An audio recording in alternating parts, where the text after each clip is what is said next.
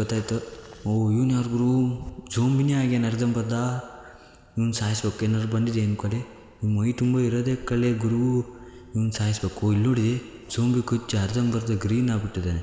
ಮತ್ತಿಲ್ಲೇನೋ ತೋರಿಸ್ತಾ ಇದೆ. ಎಲ್ಲಿ ಕಚ್ಚಿದೆ ಮತ್ತೆಲ್ಲಿ ಕಚ್ಚಿದೆ? ಇಲ್ಲಿದೆ ಬಾಯಿ ಹತ್ರ. ಗುರು, ಇವ್ನು ಸರಿಯಿಲ್ಲ, ಸಾಯಿಸ್ಬೇಕು ಇವನ್ನ.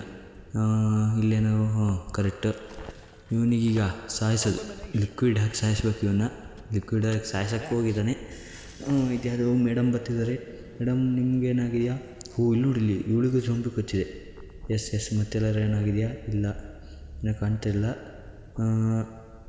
ಇವಳಿಗೆ ಮತ್ತೆಲ್ಲರೂ ಕಾಣ್ತಿದೆ ನೋಡೋಣ ತಡಿ. ಹಿಂದ್ಗಡೆ ಇಲ್ಲ ಎಲ್ಲೂ ಕಚ್ಚಿಲ್ಲ. ಇವಳನ್ನ ಇದಕ್ಕೆ ಹಾಕೋಣ.